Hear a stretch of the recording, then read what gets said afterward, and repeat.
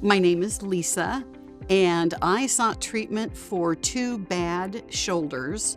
Very painful. I had a reverse replacement on the right one first, and 3 years later, a reverse replacement on the left one. Not only did I carry a tote bag that was filled with absolutely everything, but I also carried and pushed and pulled books and things like that to other classrooms so that other teachers could use them.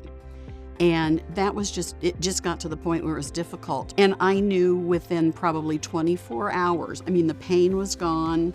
My doctor said the best thing I could do after surgery was to use my arm and shoulder. That was the best physical therapy, and he was absolutely spot on. I've been thrilled with all the doctors and the encounters with CHI Health, and it has really helped me to be strong in my career, which I absolutely love education and being a teacher.